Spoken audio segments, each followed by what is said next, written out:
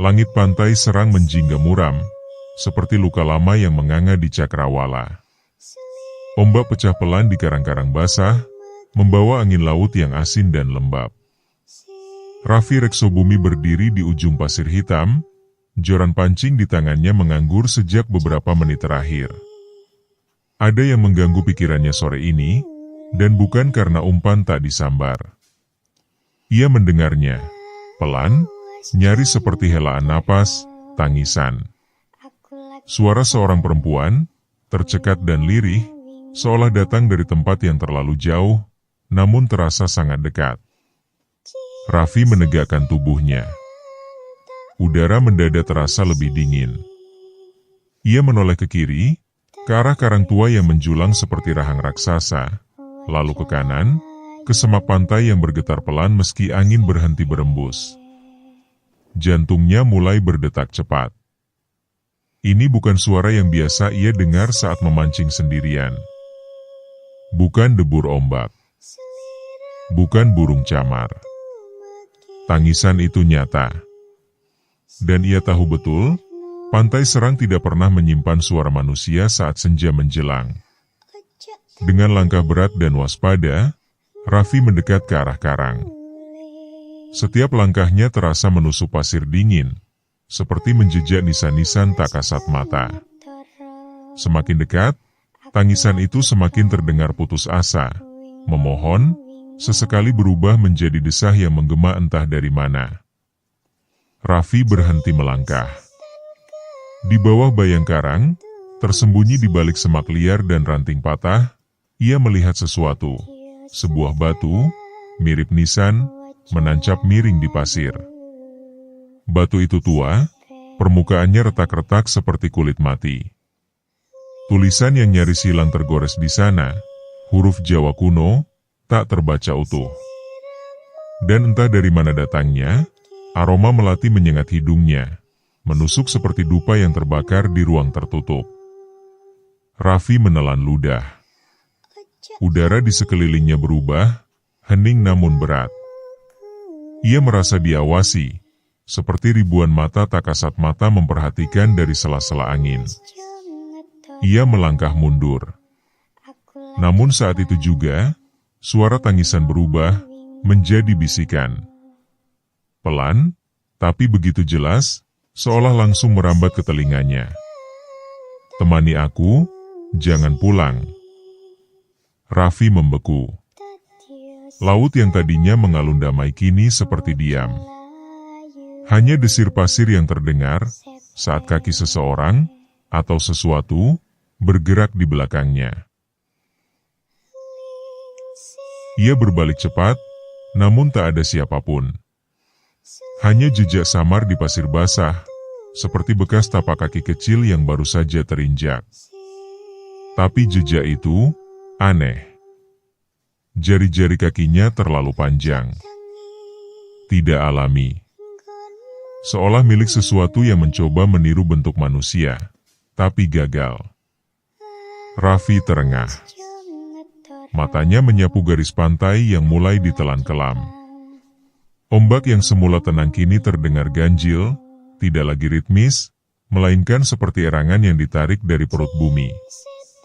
Di atas langit, awan pekat menyelimuti warna senja terakhir, menciptakan suasana seperti malam yang terlalu cepat datang. Angin laut membeku, membawa serta bisikan itu lagi, kali ini lebih jelas. Aku menunggu terlalu lama.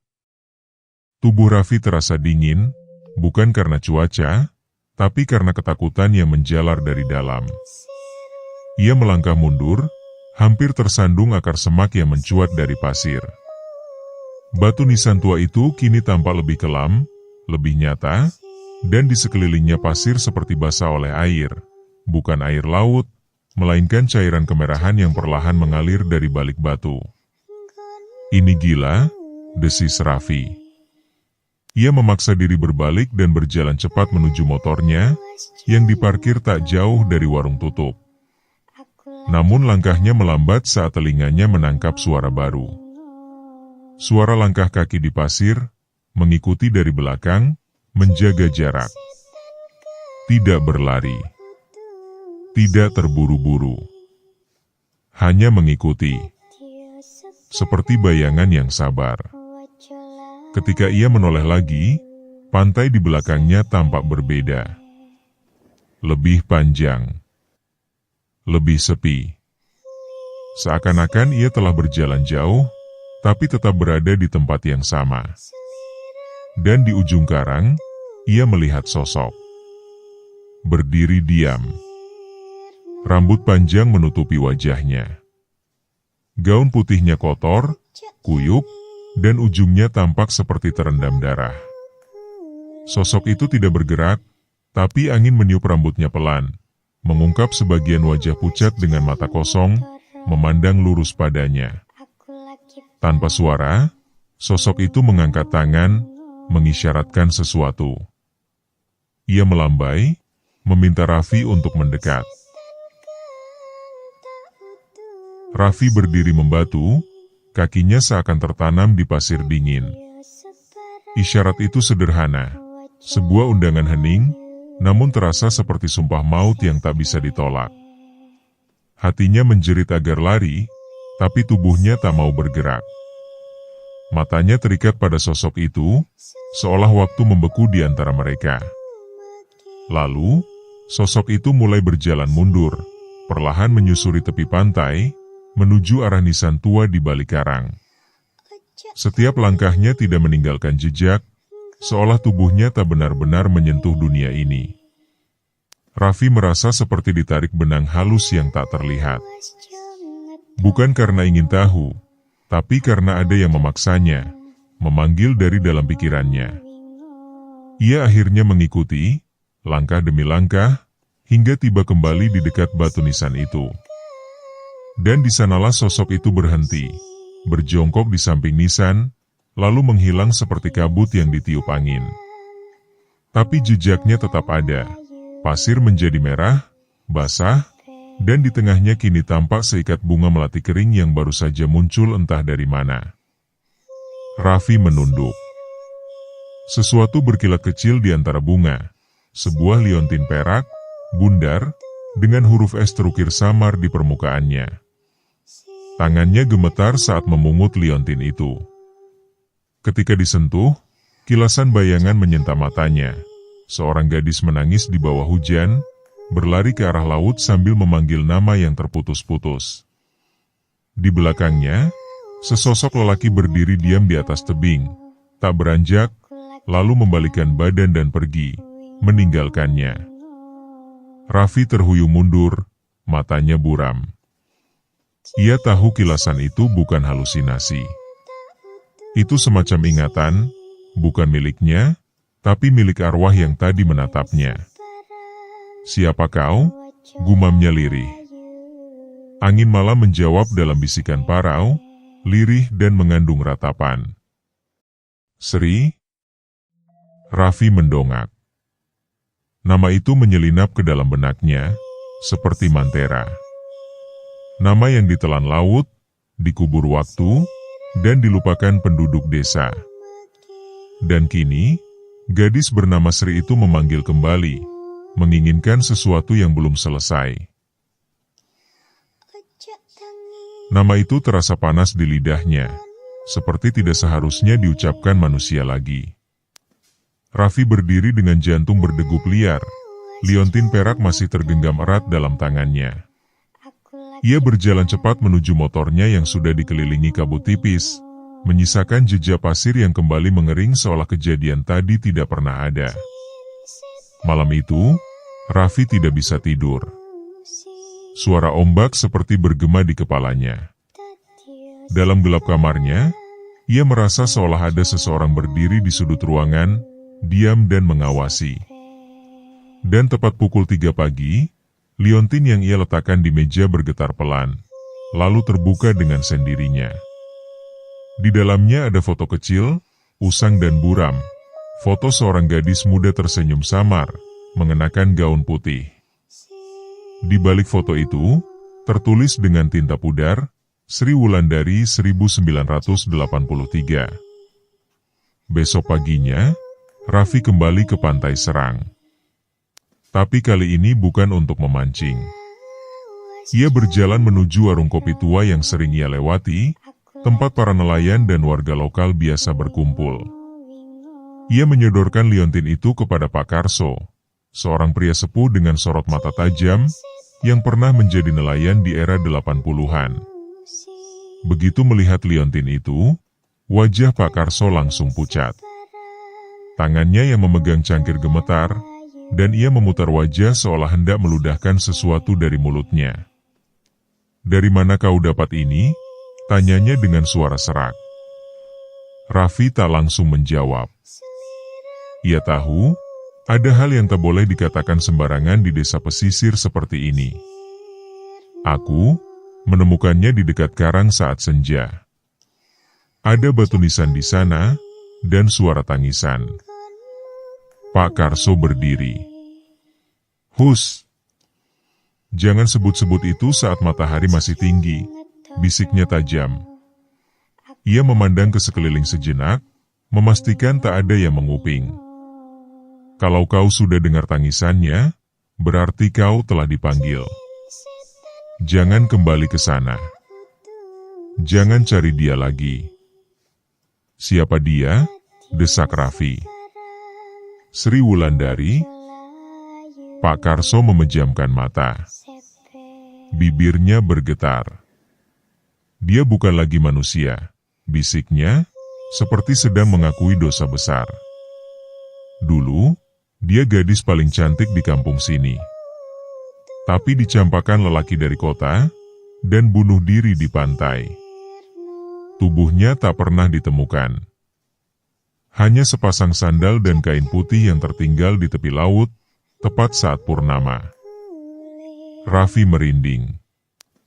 Ingatan akan wajah pucat dan rambut panjang yang menutupi mata itu kembali membanjiri pikirannya.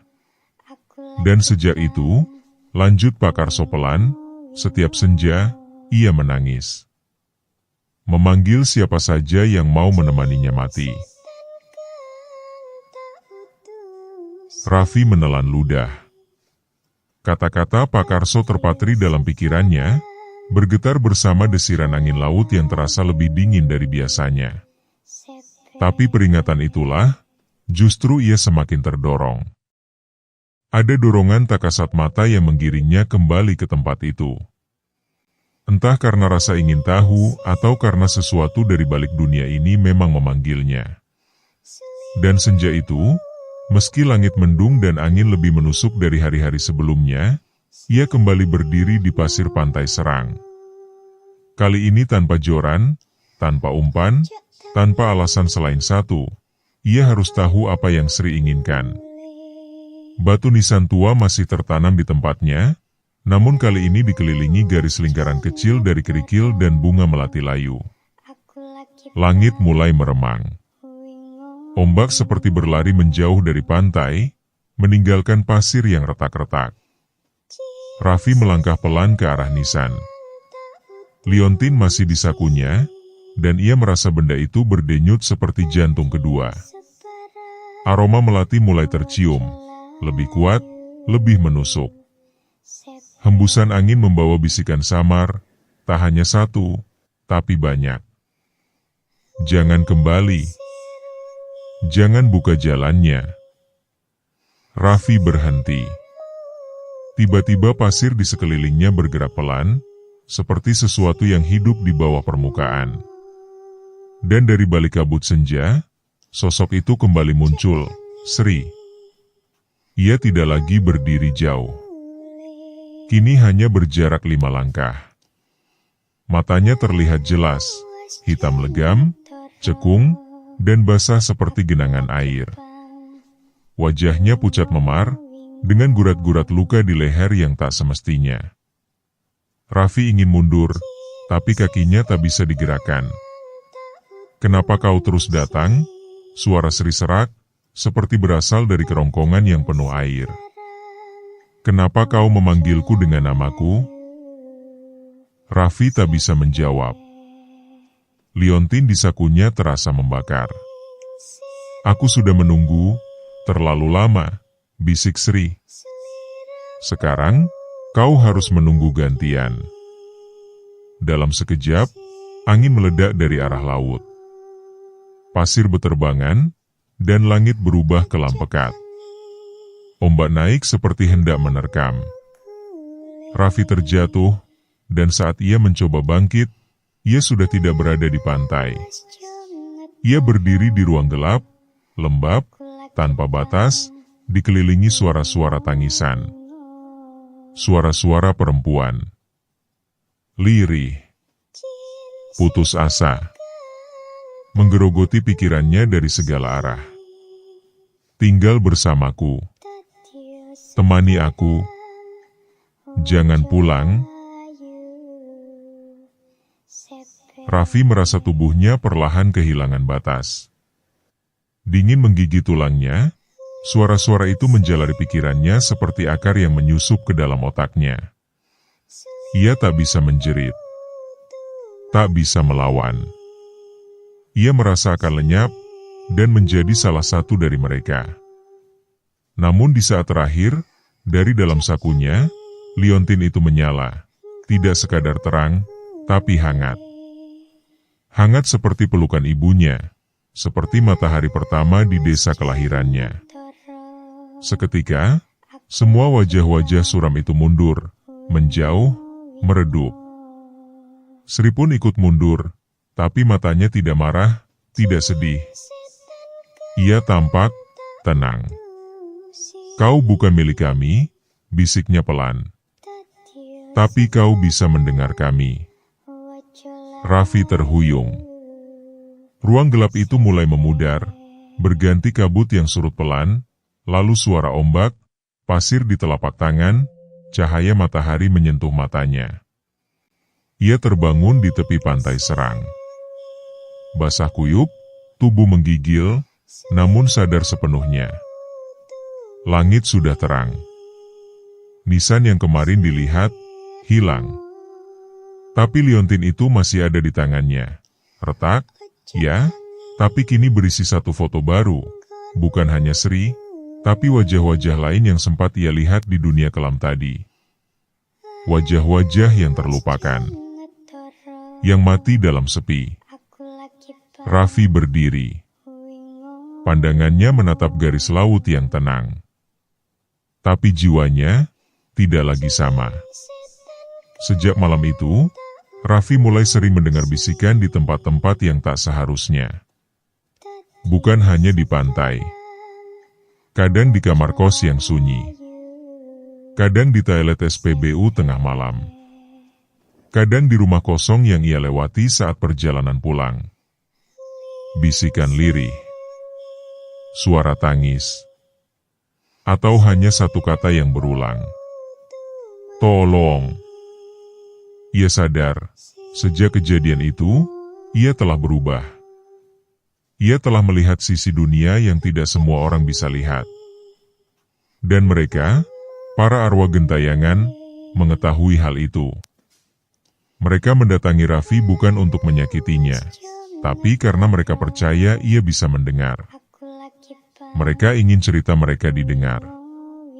Kesedihan mereka disampaikan. Pembunuhan, bunuh diri, tumbal, kecelakaan, dan yang tak pernah diungkap oleh siapapun. Raffi tidak pernah kembali ke pantai Serang. Tapi pantai itu selalu kembali dalam mimpinya.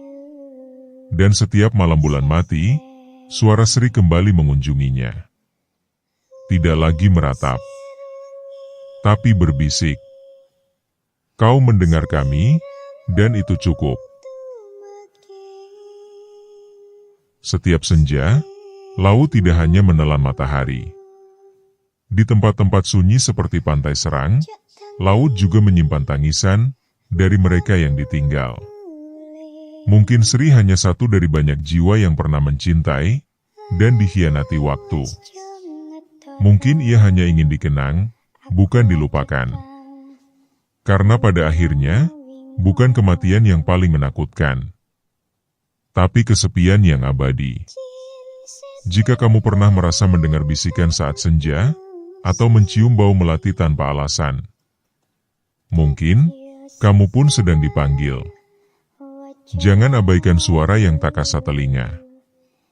Mungkin itu cerita yang belum selesai. Mungkin itu jiwa yang menunggu kamu.